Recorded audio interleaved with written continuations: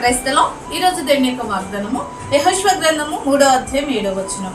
నేడు వారి కనుల ఎదుట నిన్ను గొప్ప చేయ మొదలు పెట్టుదును. దేవుడి వాక్యం నిమిషం గాక ఆమేన్. అవునండి, దేవుడు ఈరోజు చెప్తున్నాడు, దేవుడు నిన్ను గొప్ప చేస్తానని ఈరోజు నీతో మాట్లాడుతున్నాడు. నువ్వు అనుకుంటున్నావు ఆ ప్రజల ఎదుట, నా ఇంటి వారి ఎదుట, నా స్నేహితుల ఎదుట నేను తుణీకరించబడిన స్థితిలో ఉన్నాను, అవమానించబడిన స్థితిలో ఉన్నాను, హేళన బయట చేయబడిన స్థితిలో ఉన్నాను, నా పరిస్థితి మారుతుందా అని నీ కలిగిన పరిస్థితిని బట్టి నువ్వు భయపడుతున్నావా? అయితే ఏమాత్రం భయపడకు. యెహోషువతో కూడా దేవుడు చెప్తున్నాడు, యెహోషువ నువ్వు భయపడకు, నేను మోషేకి తోడైనట్లు నీకును తోడై ఉంటాను. అంత మాత్రమే కాదు, ఏ ప్రజలను బట్టి అయితే నువ్వు భయపడుతున్నావో ఆ ప్రజల కనుల ఎదుటే నేను గొప్ప చేయడం మొదలు పెడతానని. ఆనాడు ఉన్న దేవుడు ఈనాడు ఉన్నాడని. నీ దేవుడు నీకు చెప్తున్న మాట, ఏ విషయంలో భయపడుతున్నావో భయపడద్దు, దేవుడు నీకు తోడైంది.